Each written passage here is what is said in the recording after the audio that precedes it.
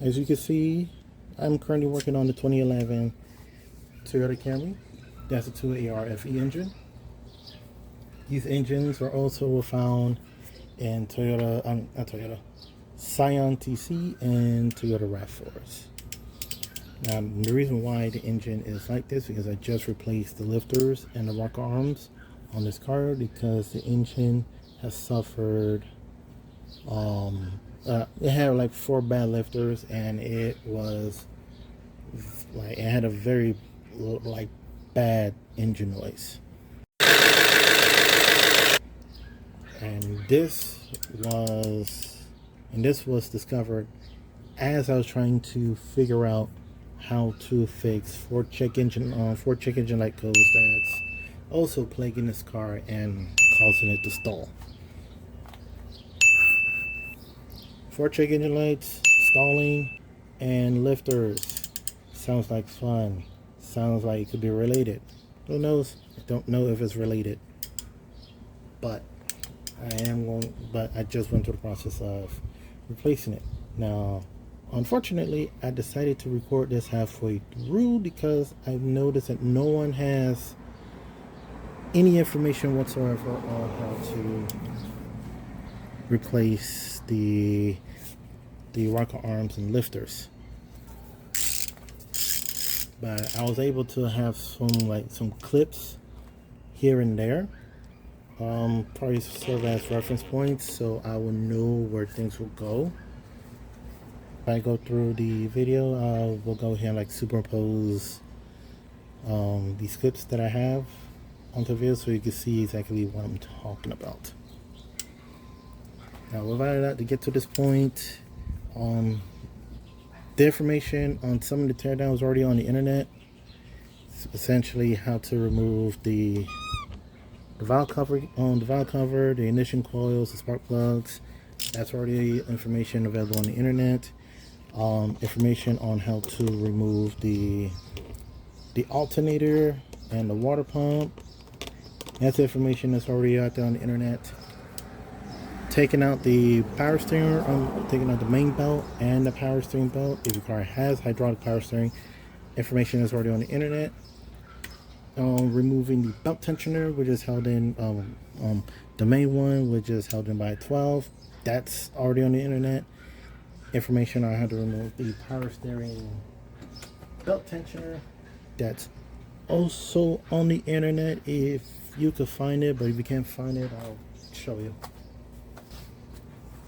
Yeah. And the thing is, like, there are some videos regarding for the Camry on the internet, but majority of them are the 2AZ FE engines, which have a different design when it comes for the lifters. But for the 2AR, there's not a lot of information, and if you do find any videos on the 2AR, it's usually for the 7th generation of Camrys, not the 6th. And the 7th gen will not have a power steering pump because most likely at that time they've already switched to electric. But to remove this off from the engine, there are 3 tins. You can see from the orientation, I believe it will be sitting like this. There are 3 tins, one on top, one on the bottom, one to the side. The one on top, you should be able to grab it from the top. And if you were going to go ahead and do it, I will recommend that you would get a very slim, ratcheting, low-profile wrench. That's going to go ahead and help you. So you have this one, which you'll be able to find from the top. This one, you're going to find this on the bottom end. Best way to do it is through the passenger wheel well, and that's after you remove the 2 tins that's holding the plastic cover door. Moving it out the way, you'll be able to gain access to that.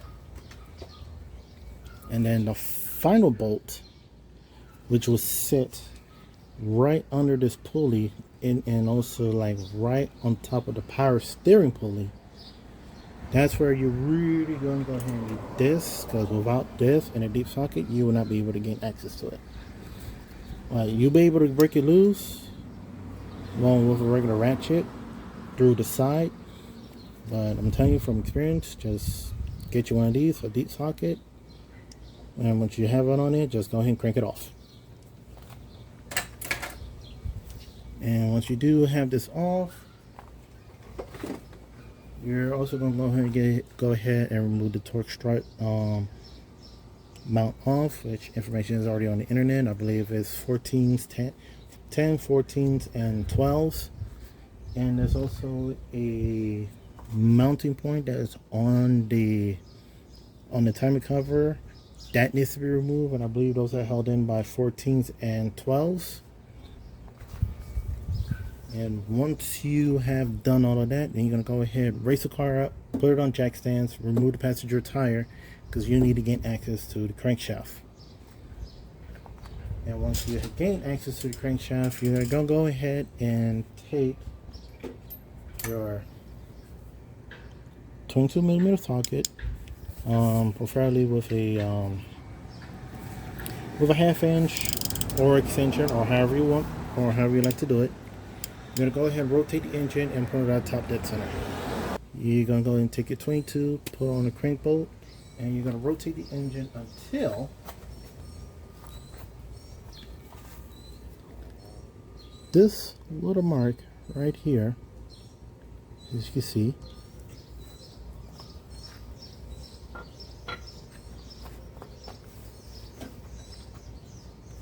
is lined up with the 0 mark on the timing cover, which you'll be able to see from the top.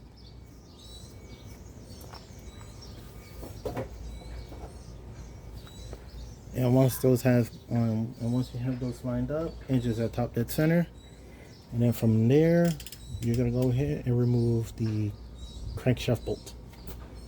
I was able to take it off with impact, but if you do not have an impact, or you don't know anybody that has an impact that you could borrow, I suggest get maybe like a fan clutch holding tool, 2 bolts threaded into the crankshaft. Not crankshaft, the harmonic balancer. As for the bolts, I don't know the size of the bolts that you could put them in. I'm sure you can find the information on the internet, but I don't know what bolts you put in there. And once you screw it in, you're going to go ahead, prop the tool either against the body or on the floor, whichever direction you want it. You're going to take your 22, break it loose. And once it's broken loose, you're going to take the bolt out, and the the crankshaft will slide right out. Now, once you do all of that, you're going to go through the process of removing every single bolt that's holds this timing cover onto the block. And some is easy, one is not. But as you're doing it, I will recommend that you go ahead and remove the crankshaft position sensor, which is held in by a 10. Because if you don't do that, the sensor is going to block access to a 12mm, which sits right here. And majority of the bolts that's holding the timer cover off is a 12, except for this, and this. These 4 are held in by 14s. But once you go ahead and loosen all these bolts, next thing you're gonna do, you're gonna get yourself a pry tool. Try break it from the there is a spot that you could pry from I believe here. You can pry it from here, and also there should be a spot on the back where you can go ahead and pry it from. Just continue pry it to break the seal, and once the seal has been broken, you'll be able to get the timing cover loose. Now, to get the timing cover off, that will be a challenge, and that challenge will be enough to make people say, I don't want to do this no more, I just have somebody else do it. Because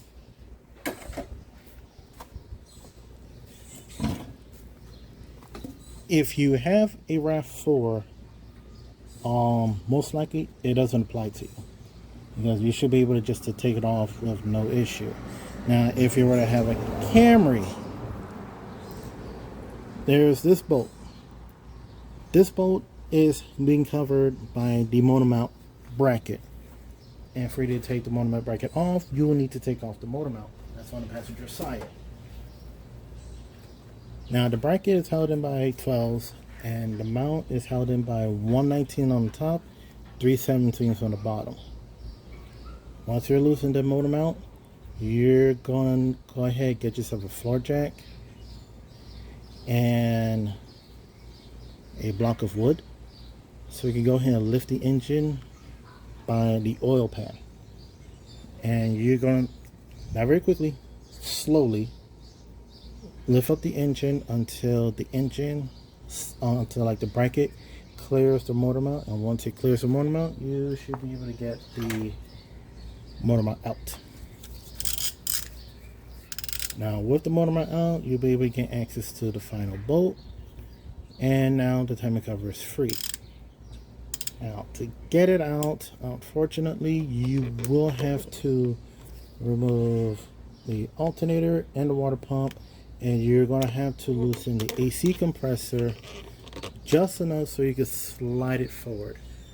You don't need to take it off, just slide it forward enough for you to have clearance to get, so the timing cover can clear the crankshaft.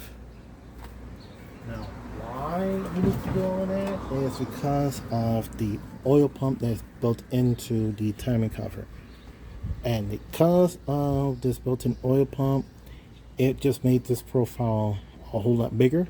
So you can't just take it off and pull it straight up, because this is going to make contact with the body of the car. So you're going to have to do some angling and twisting and finagling of the engine to get it out. You should be able to get it out from the top. Unfortunately, I was able to get it out from the bottom, because that's not where I wanted to go, but I was able to get it out through the bottom. And once you have done that, you will be at where I am right now. And to go ahead and gain access to the rocker arms and the lifters, which is under the camshaft, the camshaft will need to go. But before you do that, you're going to go ahead and remove the timing chain tensioner, which is held in by 2 10s. If you have a pin to go ahead and slip into the hole, it's fine. You don't need a pin to put into the hole yet, but just go ahead, remove the 2 10s and take the tensioner out. With the tensioner out, now the chain will be, the other chain will have enough slack for you to remove it from the engine. The next thing you're going to do, you're going to go ahead and on holding this, that will be 5 sets of brakes that's being held down by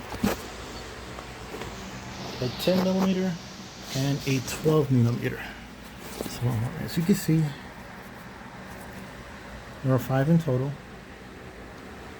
So if I was you, I would say go ahead and loosen all of it off, but leave the screws in place so you do not lose them. If you do want to take the screws off, just make sure that you know where they go. Obviously the shorter ones are not gonna fit on the longer ones, and the longer ones will be, well, too long. But we'll find out. Do make sure that you, when you do take it out, you lay it in order as you see it. So you can see this is the one that is closer to the cam phasers, and sitting right about here will be here. I have a lot of things. I have a lot of things on the floor. Okay. Make sure I don't lose the screw.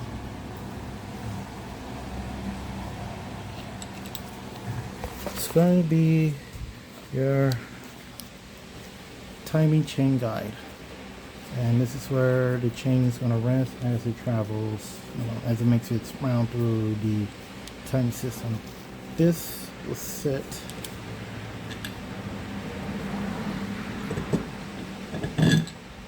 right about here. You see, it only fits, it only goes on one way. Come on, focus, focus, focus. There we go. It only goes on one way. And there goes the bolt. And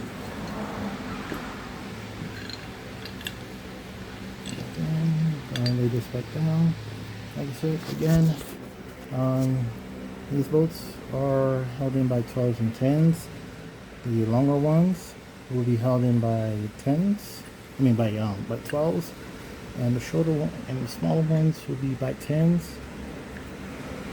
Only on this one you're gonna find 2 12s and 3 10s, but the rest is 2 12s and 2 10s.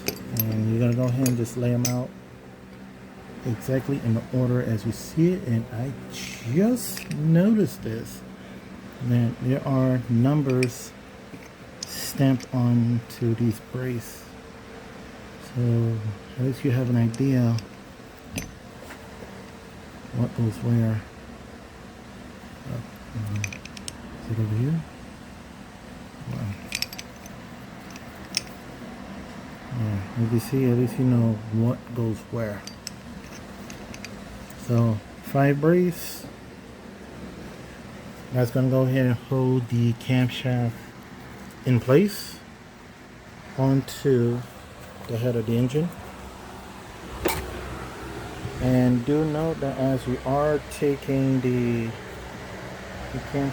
brace off, the camshaft is going to try to rise because of the springs that's pushing the valve up, lifters. And to replace them, they're really easy. Just remove the rocker arm. Just pick it up. If you have a magnet or a pair of pliers, grab the lifters, take it out, do the opposite for just to put it in, and just do it for all 16 of them. And once you do all of that, boom, the job is done. Now you just gotta do the reverse of what you did, now the reassembly is going to be the challenging part.